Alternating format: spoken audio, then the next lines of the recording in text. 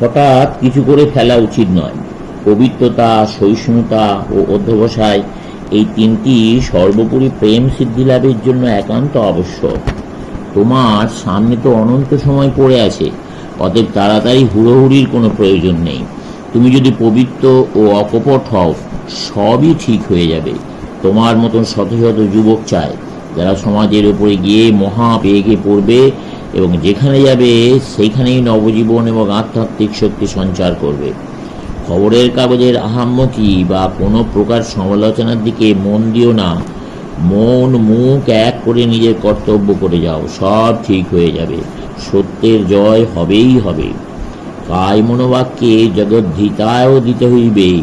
পড়েছ মাতৃদেব ভব, পিতৃদেব ভব। আমি বলি দরিদ্র দেব ভব, মূর্খ দেব ভব। দরিদ্র, মূর্খ, অজ্ঞানী, কাতর ইহারাই তোমার দেবতা হোক। ইহাদের সেবাই পরম ধর্ম জানিবে। কারোর উপর হুকুম চালাবার চেষ্টা করো না। যে অপরের সেবা করতে পারে সেই যথার্থ সর্দার হতে পারে। যতদিন না শরীর যাচ্ছে অকপটভাবে কাজে লেগে থাকো। আমরা কাজ চাই, নাম যশ টাকা করি কিছু চাই না। তোমরা যদি আমার সন্তান হও তবে তোমরা কিছুই ভয় করবে না, কিছুতেই তোমাদের গতিরোধ করতে পারবে না। তোমরা সিংহতুল্য হবে। ভারতকে, সমগ্র জগৎকে জাগাতে হবে।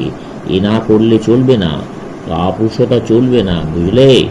মৃত্যু পর্যন্ত অবিচলিতভাবে লেগে পড়ে থেকে আমি যেমন দেখাচ্ছি করে যেতে হবে, তবে তোমরা তোমার সিদ্ধি নিশ্চিত।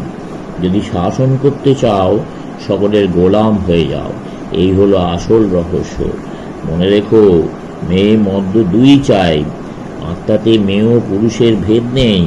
হাজার হাজার পুরুষ চায়, স্ত্রী চায়, যারা আগুনের মতো হিমাচল থেকে কন্যাকুমারী, উত্তর মেরু থেকে দক্ষিণ মেরু দুনিয়াময় ছড়িয়ে পড়বে। ছেলে খেলার কাজ নেই, ছেলে খেলার সময় নেই। যারা ছেলে খেলা করতে চায় তফাৎ হবে এই বেলা, নইলে মহা আপদ তাদের। এসো, আমাদের মধ্যে প্রত্যেকের দিবারাত্র দারিদ্র, পৌরোহিত্য শক্তি এবং প্রবলের অত্যাচারের নিপীড়িত ভারতের লক্ষ লক্ষ পদদরিদ্রদের জন্য প্রার্থনা করি। দিনরাত তাদের জন্য প্রার্থনা করো। বড়লোক ও ধনীদের কাছে আমি ধর্ম প্রচার করতে চাই না। আমি তত্ত্ব জিজ্ঞাসু নই, দার্শনিকও নই। না না, আমি সাধুও নই। আমি গরিবদের আমি ভালোবাসি। যতদিন ভারতের কোটি কোটি লোক দারিদ্র, অজ্ঞান, অন্ধকারে ডুবে রয়েছে, ততদিন তাদের পয়সায় শিক্ষিত, অথচ যারা তাদের দিকে চেয়েও দেখছে না এমন প্রত্যেক ব্যক্তিকে আমি দেশদ্রোহী বলে মনে করি। যতদিন ভারতের 20 কোটি লোক ক্ষুধার্ত পশুর মতো থাকবে, ততদিন যেসব বড় লোক তাদের পিছে টাকা রোজগার করে জাঁকজমক করে বেড়াচ্ছে, অথচ তাদের জন্য কিছু করছে না, আমি তাদের হতভাগা পামর বলি।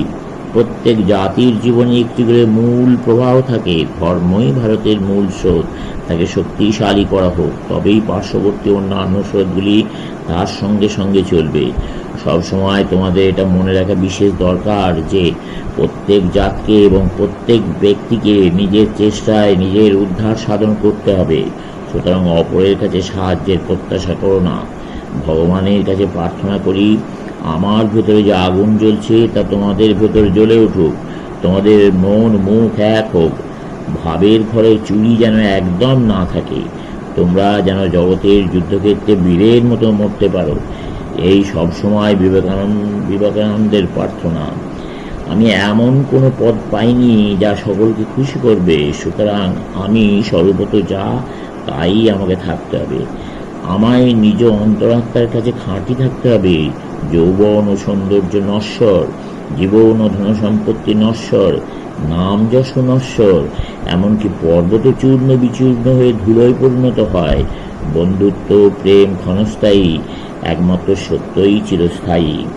ওরাতেই একেবারে বড় বড় পরিকল্পনা খাড়া করো না, ধীরে ধীরে আরম্ভ করো। যে মাটিতে দাঁড়িয়ে রয়েছ সেটা কত শক্ত তা বুঝে অগ্রসর হও। ক্রমে ওপরে উঠবার চেষ্টা করো।